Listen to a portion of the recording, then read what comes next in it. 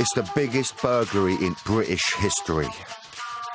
What they were doing really was something beyond what had really been attempted before. It's a Hollywood screenplay. £14 million worth of jewellery, gemstones and gold stolen from the heart of the UK diamond industry.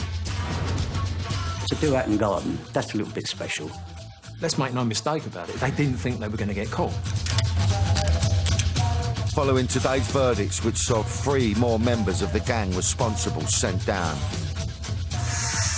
This is the full inside story of how they pulled off last Easter's record-breaking heist. The way in which it played itself out was a very British story. They've had to do a lot of intelligence work on that. I mean, these are not morons who've done this. With exclusive access to the elite flying squad. It became immediately apparent that it's definitely a job for us. Silently they come, swiftly they go. And their dramatic investigation. They didn't know that we were following them, so for us, obviously, it was a goldmine of evidence and information. Including never-seen-before surveillance of the thieves boasting of what they'd done. And you think, I've earned more than the Prime Minister. I'm a rock star. These were white working-class guys committing crime. It was old school. And the moment loot was discovered hidden in a cemetery. They thought that this was foolproof. They thought they were going to get away with it. In their minds, they've got an audacious, cunning, sophisticated plot that would net them considerable wealth and the kudos that goes with it. It's a classic caper from a bygone era. Once you're in there, it's like a kid at Christmas, isn't it, opening up presents? What they were doing really was something out there. When cops and robbers played cat and mouse, each side reckoning it could outsmart the other. This is the definitive story of the Bad Dad's Army and the Hatton Garden heist.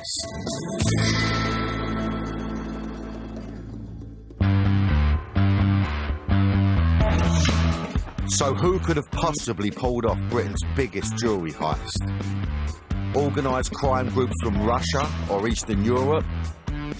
No one expected it to be a group of old geezers in their 60s and 70s. I was quite surprised. They were obviously elderly, but they were career criminals. And it was certainly my impression this was one last hurrah for them to undertake. And it was, in fact, their pension pot. The lure was too good, the greed was there. They probably thought they were invincible, and arrogance kicked in, and they were given an opportunity for one last hurrah. I think you can compare it with old boxers, you know. They retire, but they get an offer to go back in the ring one more time for a big prize. And this was a big prize.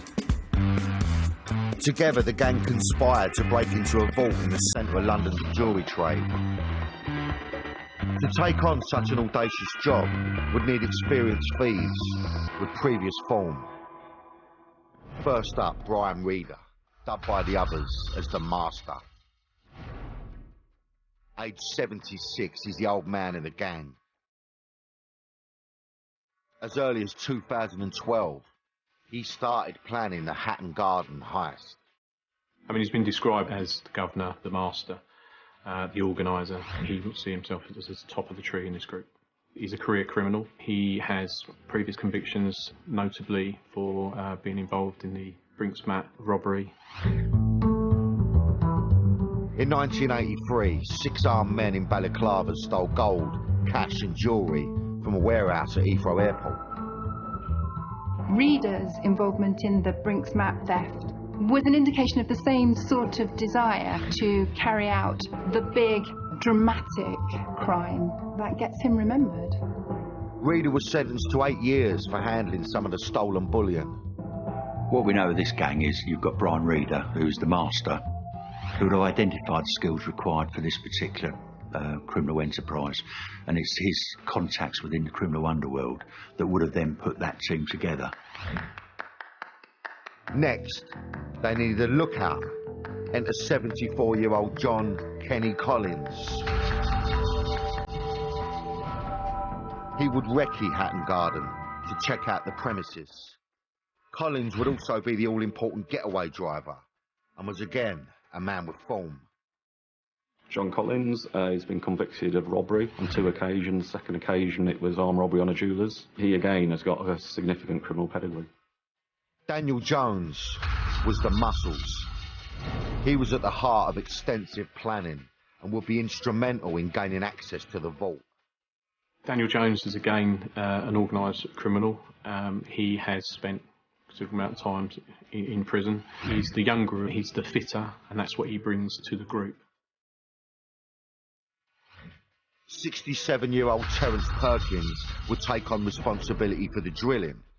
He's also got form and was jailed for 22 years. He was arrested in the early 80s and convicted for an armed robbery at a Securicor depot.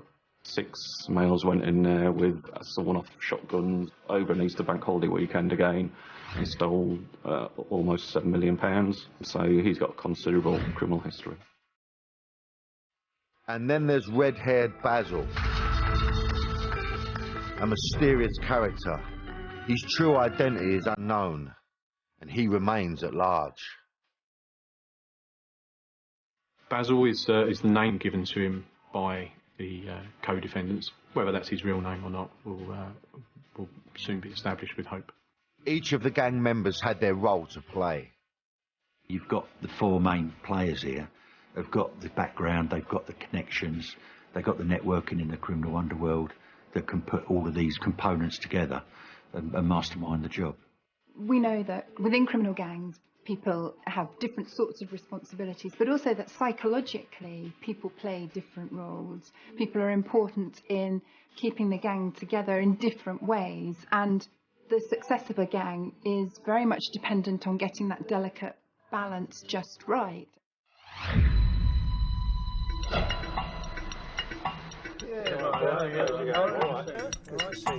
Over pints in the Castle pub in Islington, North London, the men would spend hours plotting their master plan to pull off an audacious career-topping heist they boasted the world would never forget. They're looking at tremendous wealth. They're also looking towards laying down the bragging rights within the criminal fraternity of committing and getting away with Britain's biggest heist. So what's the code then, boy? What you got? This is our target. It's a vault in the heart of Hatton Garden. There are 2 security guards. We're going to wait till they lock up and go. Our man has a key, and he gets us in through the front door. Our man inside is Basil. He gets us through the fire escape. Then to the lift, we disable it and get us access to the shaft. Then it's down a level to the vault.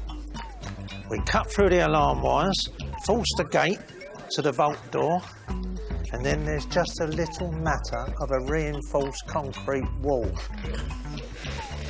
We're going to drill through it, smash open the security boxes, and we get out. Any questions? As they talk through the details, it starts to become tangible. It starts to become real. It starts to actually become possible that they're really going to do this crime, which is just considered not possible.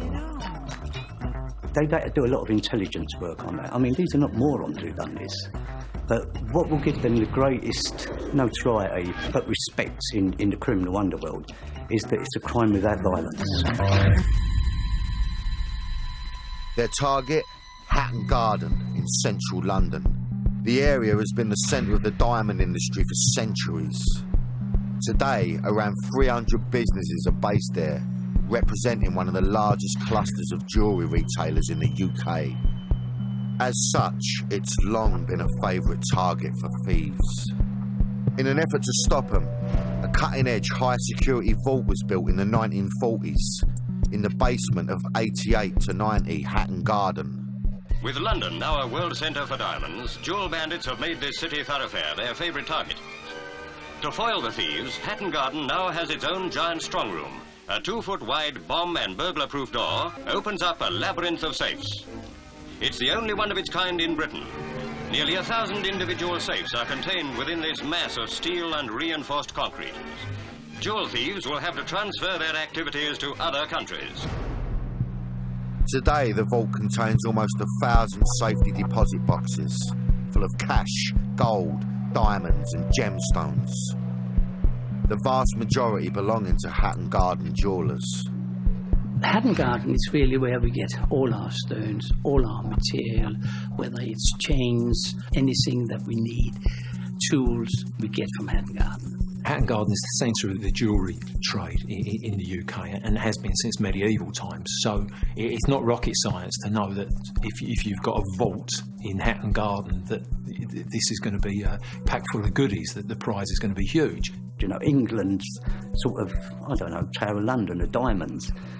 And it's a little bit of a boast, really, that you've had Hatton Garden over. You know, they could have, you know, stuck up a jeweller shop, but to do Hatton Garden, that's a little bit special. The audacity of the crime in terms of the planning, the professionalism of the way that the crime was carried out, it's right up there near the top. It really is.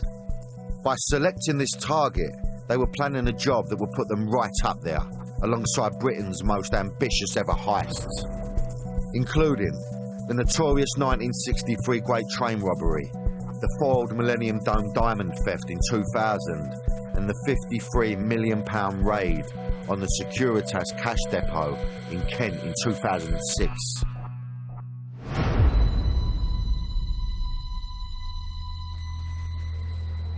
The master plan was to be carried out over the Easter weekend, when the gang knew the vaults would be full and the area quiet.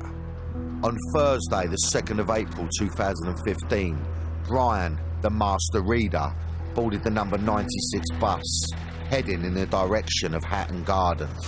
In the days and hours before the crime, it would have become part of their identity, what they were going to do and the roles that they were going to adopt.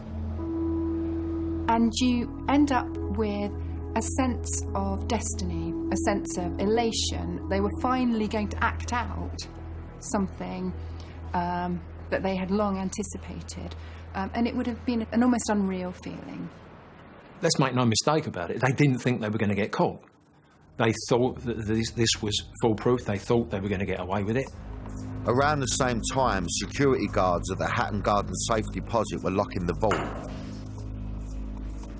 The security guard was the last to leave at 6 p.m. He wasn't due to return until Tuesday the 7th, 4 days later. The master arrived in the Hatton Garden area and met with the rest of the gang, disguised as workmen. The heist was finally in motion. Enter red-haired Basil. At 9:22, he gains access to the building. To this day, it's not known exactly how he did it. Come on, lads, come on. But once inside, he opened the fire escape and let the others in. The gang began to put their master plan into action. They sent the lift up to the 2nd floor, then disabled the sensor so the doors wouldn't close and the lift couldn't move. They even left a handwritten out of order sign in case it was discovered. With the lift stuck on the 2nd floor, they were able to access the lift shaft with a clear drop straight down into the basement. It's Falk Jones and Basil, the fittest of the gang, scrambled down.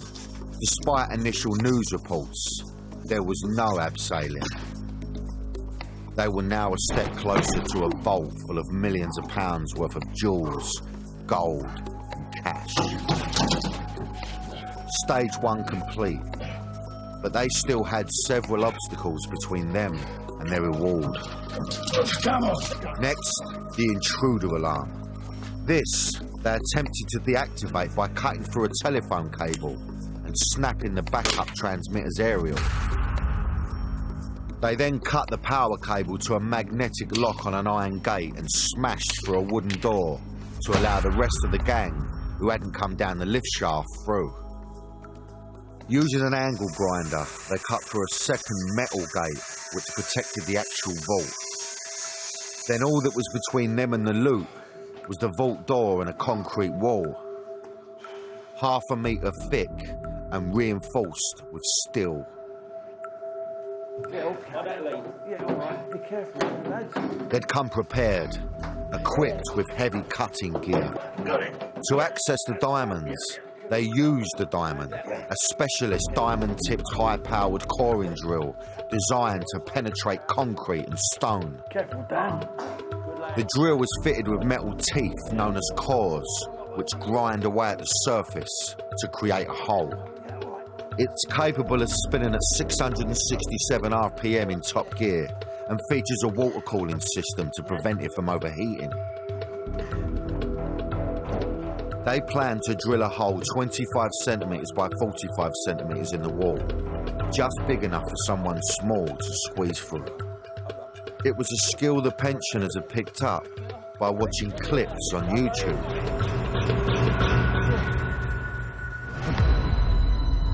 Come on, let's get it on the wall. Unbeknown to the gang, shortly after midnight on April the 3rd, the alarm they'd attempted to deactivate was triggered and sent a text message alert. A security guard responded nearly an hour later.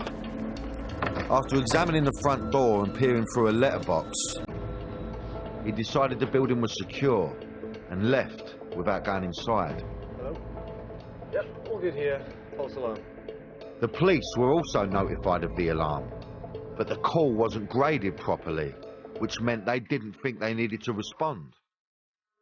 All the while, the thieves in the basement remained blissfully unaware of their lucky escape and continued breaking into the vault. Let it come to work.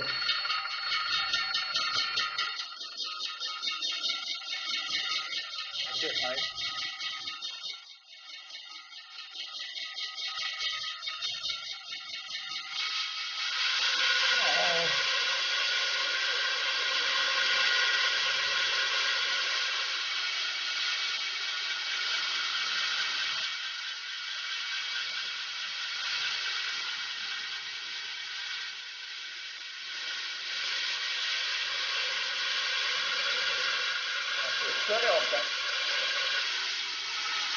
Their good fortune was short-lived. When they finally drilled their way through the reinforced concrete wall of the vault, they faced yet another obstacle. The back of the safe deposit boxes, which were bolted to the ceiling and floor, were blocking the hole and their way in. After almost 11 hours, they gave up and left at around 8 AM, empty-handed. This is where personality comes to play and interacts with the roles that they've learnt and absorbed into themselves. And there are two different ways in which that can operate. For some of them, the failure to master the environment, the situation, will not be something that they can cope with, and they will simply withdraw. For others, the mistakes, the errors, the things going wrong are actually part of the whole challenge, and they will rise to the challenge. To walk away from that prize when you're so close, very, very difficult indeed. But by the same token, the longer they're in the vault, the longer they're actually on the premises, then the chances of getting caught is raised considerably. For a day and a half, their crime, half complete, lay undiscovered. But temptation would prove too great. They broke one of the basic rules of the criminal world and returned to the scene of the crime. So they've psyched themselves up once to do the job, then they've got to go away and then come back again. Amazingly cool head to be able to actually carry that out now. Very, very difficult because the risk is getting higher all the time. They came back with yet more gear. Using a hydraulic ram, they were able to dislodge the metal cabinets blocking the drilled hole. They were finally in, but they weren't all there to enjoy the moment. Brian, the master reader, had stayed away. Having apparently lost his nerve, he wasn't there to see his plan come good. We know that Reader walked away from it on that first night and didn't come back. It would be interesting to see whether that was a complete loss of bottle or whether he saw the writing on the wall and saw that, you know, that there was a vulnerability to being caught on the premises, having to go back a second time. At the time, it sounds good when you're planning it, but when you've had a pop and it ain't worked and then you reflect back, the glamour's gone out of it and you're looking at the reality of it, that's a different ballgame. And if people looked at the reality of it, they'd never do it in the first place. And when things start to go wrong, for some of them, the damage to their pride will have been too much. They will have been compromised, and they will no longer be committed to the storyline, and they will withdraw. The hole would have been a tight squeeze. It's thought only Jones, the Muscles and the mysterious Basil actually entered the vault.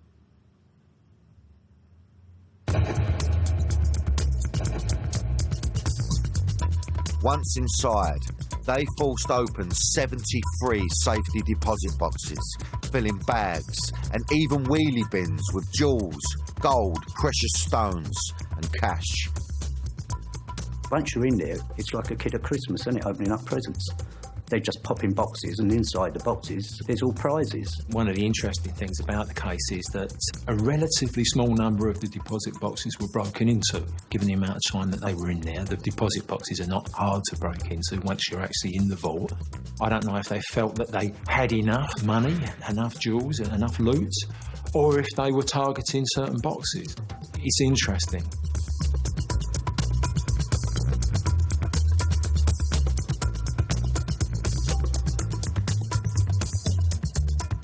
They loaded up their loot, worth an astonishing £14 million, and hauled it up the stairs, leaving via the fire escape. They'd done it. It was by far the biggest payday of their career, and incredibly, it looked like they got away with it.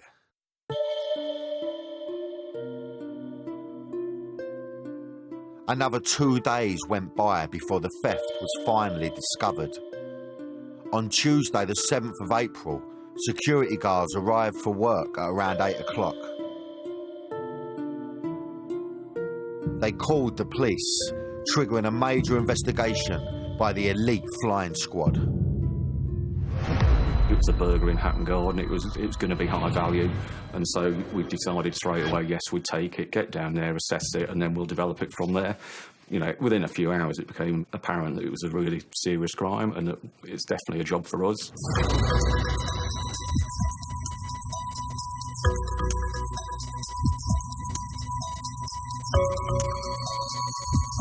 The flying squad was formed in 1919. It's a neat little job, you two. Now, where are you going that chising inquiry, will you? We're on it now, sir. And they called a flying squad because they went over the different boroughs, so there was no boundaries to where they could actually go to. It's pretty much today's the people that we recruit onto the flying squad are thief takers. You know, they can get that evidence together and, you know, to successfully prosecute people that go to court. In Cockney rhyming slang, the flying squad is Sweeney Todd, i.e. the Sweeney. They were the first police to use cars and became famous for their contacts with the criminal underworld. They were renowned for swooping in and catching criminals red-handed. The flying squad's logo, the swooping eagle, depicts silently they come, swiftly they go, picking off their prey and taking them off. The romanticism is an important part because everybody who's on it knows that you're representing that legacy. Over the years, you know that people, Flying Squad were involved in the Great Train robbery, they know they're involved in the Brinks Mat, you know that the Flying Squad's been involved in the Dome robbery, and what you want to do as an officer on it at this point in time is you want to perpetuate that legacy. So first of all, you do feel that ownership and responsibility to make sure the investigations that you are doing are top drawer. The flying squad operate against the most violent organised criminals that London have. They've built up a reputation over many years. You know, there isn't a major robbery that hasn't been solved by the flying squad, using their expertise. There've been the Millennium Dome. There's been some of the Heathrow robberies that we've been involved in, where we've successfully arrested and prosecuted individuals doing high-value bullion raids within the Heathrow airport area. There's been Graff's, which was quite an audacious attack on Graff's jewellery, where two individuals tried to conceal who they actually were, and they ended up being arrested and convicted. So over a history, there's really deep history of the flying squad being successful. The scale of what the Hatton Garden thieves had got away with made headlines around the world. The flying squad were in the spotlight once more. This crime has been 3 years in the planning for them. but we have to hit the ground running. We've got victims. A lot of these victims, it was clear early on, were going to be significantly financially affected by this. So straight away there is the pressure of those people turning up, having heard that it had been broken into, and you can see the devastation and what it meant to them. The vast majority of people who stored property at the Hatton Garden Safe Deposit Company were traders in London's jewellery quarter, with much of their wealth tied up in goods. I have been through the door every single day, or certainly 3 or 4 times a week for 45 years. Scotland Yard has said it's investigating a burglary. My wife and I were sitting in the car and listened to the BBC. Just before 6:30, the last thing on the news was the fact that Hatton Garden Safe Deposit had been done and lots of the deposit boxes had been opened. The flying squad phoned and said my box was opened and empty. It was quite a big part of my pension that was sitting in there, or had been sitting in there, which was now gone.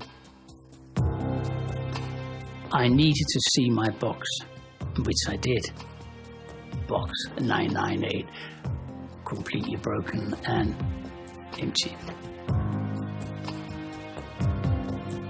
The biggest shock was the size, to see the size of the actual hole. Honestly, only a very small, very slender person could get through that hole. It was tiny. I could get my head through and half my shoulders. I could certainly not get through there. They've gone into this vault and they've stolen people's property. The objective was to enrich themselves by stealing other people's valuables. You've got to remember throughout that it's not a victimless crime, this. They have gone in and they decided that they are going to enrich themselves, get their pension from other people.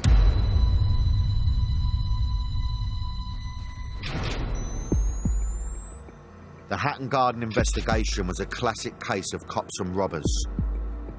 Would the flying squad catch the gang before they got rid of their haul? Early speculation suggested a heist of this size and ambition could only have been pulled off by a criminal gang with the right connections to move the loot on.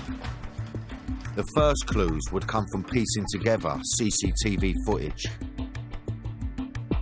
The CCTV that's obtained initially, we have that within a few hours on the first day. We looked through that and we established that they've been there twice. Cameras around Hatton Garden captured almost their every move, starting with the white van arriving ahead of the initial raid. Then, the thieves with their builders' outfits and wheelie bins making their way in through the fire escape, with the elusive Basil dressed all in blue, and the van leaving after the failed first attempt when things started to go wrong. They've planned for 3 years, they've not been able to get in, it's a big payday, and then they've just started to take risks. You know, they've not thought through what they're doing next. Despite the setbacks, some returned for the second attempt, again entering through the fire escape, before eventually loading the van with the millions of pounds worth of stolen loot. The flying squad had the crooks in action, but who were they? Their big break in identifying them would come as a result of the thieves' critical decision to return to the crime scene that second time. That gives us a breakthrough because it led the CCTV officers to identify that on the second night they'd arrived in a Mercedes earlier. This was the squad's best lead. Detectives were able to trace that Mercedes to one John Kenny Collins. Because John Collins was using his own vehicle, it was a Mercedes E200, very distinctive, and very few of them on the road. It had a black roof, black wheels, and so even the grainy CCTV that probably normally wouldn't be of a high evidential value identified, and we were able to track that car. You've just got to wait until you get something that is concrete and tangible and you know is a good start point, which is what the Mercedes and Collins was, and then you commit your resources down that line. The flying squad put Collins under surveillance. Collins quickly led them to other members of the gang. Covert officers captured him meeting with Brian the Master Reader. They were watching as the men met in cafes and pubs. The group are coming together. It was now a game, a patience game on our part, and that paid off when John Collins, Terence Perkins and Brian Reader met on a Friday night in the Castle Public House to, we say, discuss what had taken place. Perkins and Collins were telling Brian Reader, when they went back, how they were successful in the end. Detectives also planted electronic listening bugs on 2 cars used by the gang, including Collins's Mercedes. It is a tactic that is used in serious crime investigations and can be quite productive. And obviously it was very productive on this occasion. Few of them. Necklace with a big emerald in it with a matching earring. Can't work that out. It'll never happen again. Biggest robbery in the world we was on. We were able to obtain recordings of their conversations, and we know that they were quite excited about the fact that they'd got away with such a large-scale offence, and it was unlikely that the police would have any idea of what had taken place or who to look for, and they were quite comfortable in the fact that they were away scot-free. What are the odds? What are the odds? What a book you could write. The men couldn't help boasting and bragging about what they'd done, totally unaware the police were listening to every word. The audio recordings of the conversation told us exactly how they'd done it, who they'd done it with, how they're going to sort out the property. So for us, obviously, it was a goldmine of evidence and information as to what they're up to.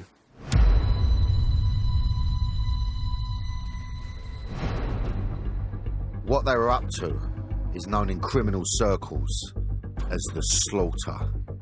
Slaughter is a place where you meet afterwards and you share out the loot, basically.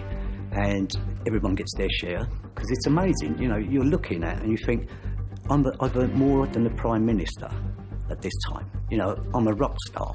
When you've got such tremendous quantities of loot to get rid of, it does become then a problem of how they then break it all up. How do they share it between themselves? How do they launder it and change everything into cash?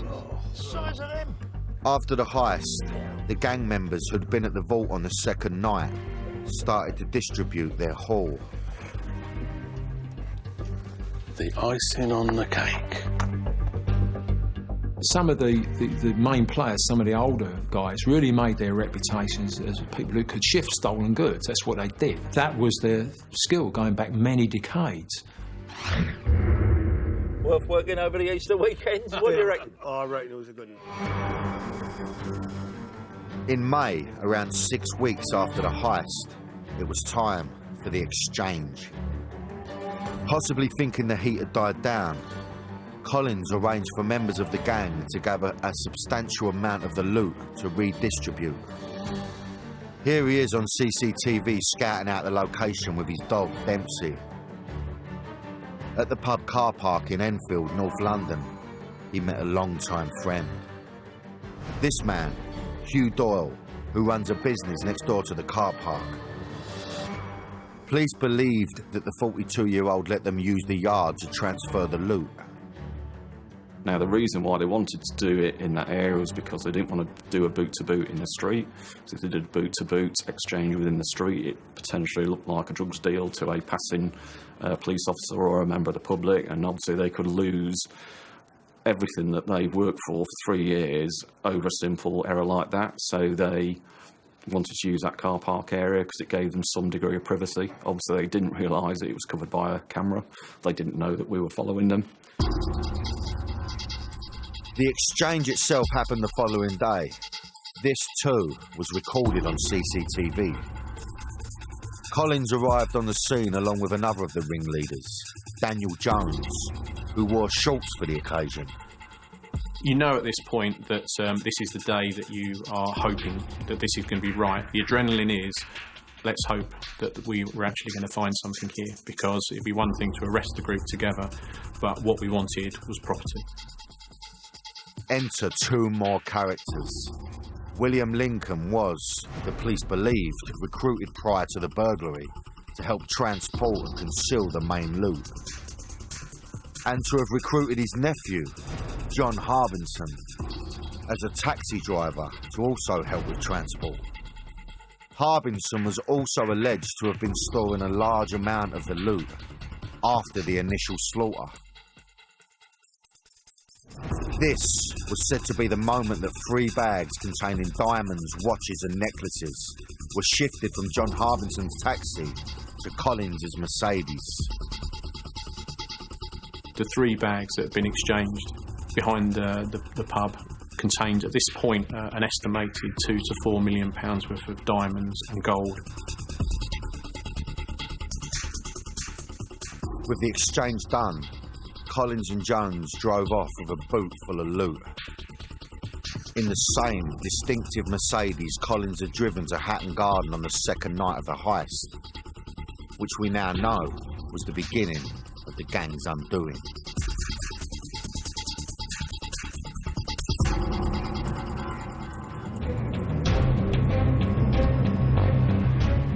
The pair drove to a nearby property with the flying squad on their tail.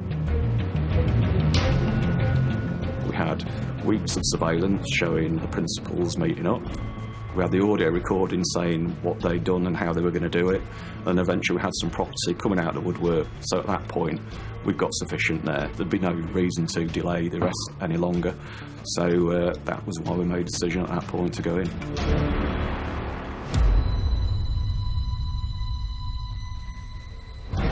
The police made their move.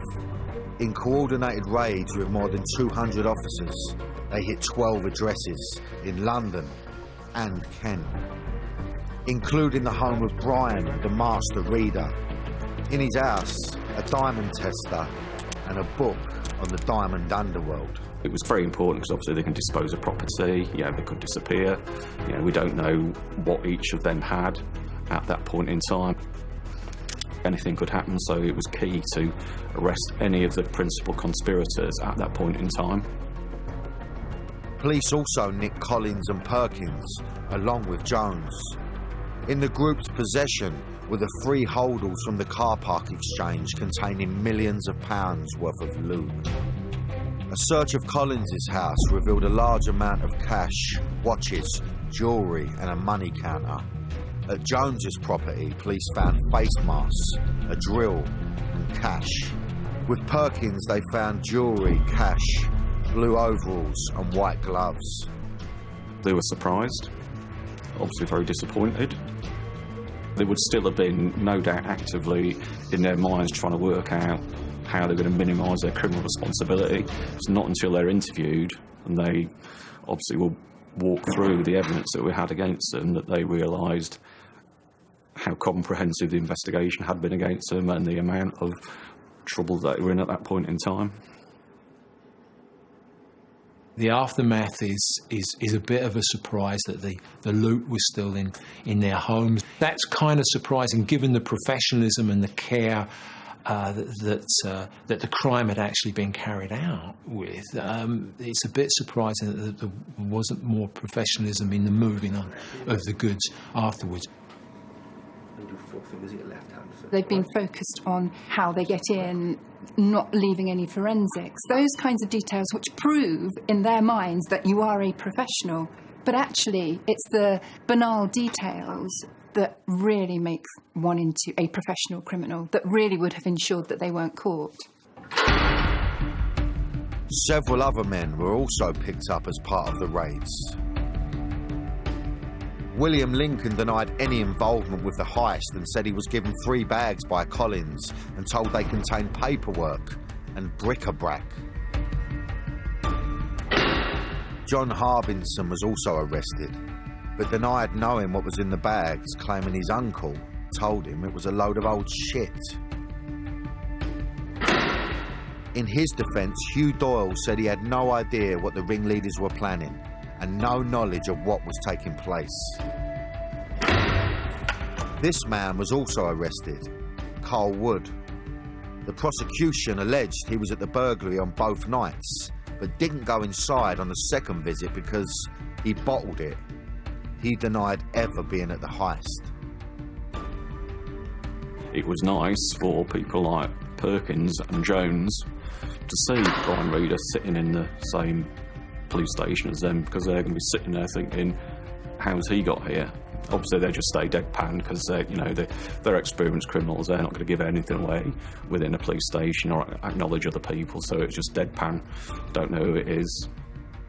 With arrests made, police could interview their suspects. They weren't saying much. Were you a driller? No comment. Were you the person that could deactivate the lift shafts? No comment. The alarm systems? No comment. Was it you that messed up? No comment. It was your role, wasn't it, to get through the hole? No comment. They provided, in the main, no comment interviews regarding what had happened. Daniel Jones, when interviewed, listened to recordings of him and Perkins talking in the car, and I think it was at that point that he realised the game was up for him. Jones and the three other ringleaders, Reader, Collins and Perkins, saw the writing on the wall and confessed. To have four who spent 3 years in the planning for this offence to plead before going to trial basically shows, and is rewarding enough for us to say that we've done the right job and we're starting to do the right thing for the victims. From his cell at Belmarsh Prison, Danny Jones offered to give up his stash of the loot, claiming he wanted to go straight. He said he'd hidden it at Edmonton Cemetery in North London.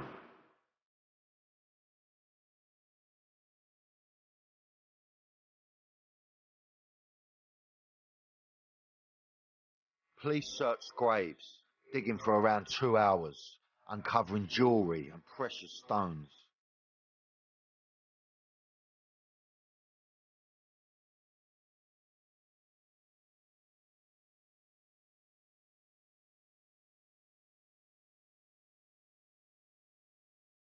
A week later they returned, this time taking Jones from his cell.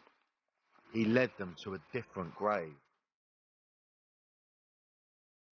What's in here, Danny? That's the lot. He said that was all he had, no doubt hoping to come back for the rest after his release. He was unaware police had already recovered the first, larger haul. Some of the items seized have been traced back to Kjeld Jacobsen. I have probably been luckier than most, because it seems now that I will probably end up having something like 1/3 of what has been stolen back. The jewellery they found in the churchyard had been told by the police that some of that is mine.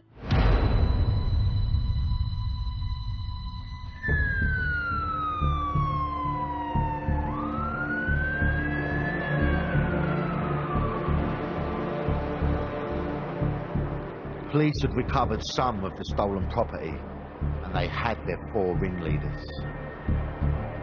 The others, Carl Wood, William Lincoln, John Harbinson and Hugh Doyle, all pleaded not guilty and went on trial. The case, lasting around 6 weeks, finished today.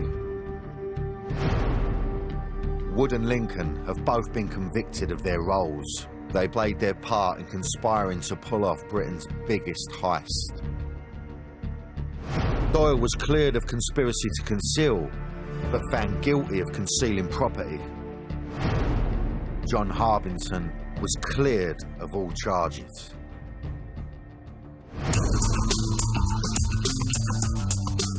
Today marked the culmination of one of the most notorious capers in British criminal history.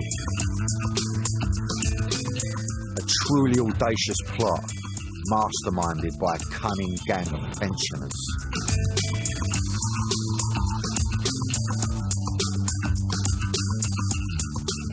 Foiled by the gritty determination of the flying squad's elite thief takers. They would see themselves at the top end of criminality, and I think from that they're sensible enough to know that the flying squad is at the top end of police investigation. They planned the job well, they then hit a barrier, they made mistakes, and then they got themselves caught. I think that there's certainly an element of them thinking this was old school crime and that once they were out of the building they were home and free. It's as if life ceased to exist beyond carrying out this crime. 3 years in the build-up, carrying out the crime, and they hadn't thought past that. There's a nostalgia for the pre-drugs era where people use their brains and a bit of daring. That's been the attraction. The fact that it didn't work, and most of them got caught, and a large amount of the money has been recovered, a large amount of goods have been recovered, it's almost been put aside. The Nearly story is a better story. The one we almost pulled off is a tale that has more dramatic entertainment value, makes them more into heroes. If they'd got away with it, it's a different story, but they didn't. Their plan unravelled quite spectacularly at the end of the day. There were a number of flaws in how they operated, and perhaps their age is a reason why. I think we have to make one thing really clear. They're very audacious, which has captured the attention of the public. But however, these are callous thieves.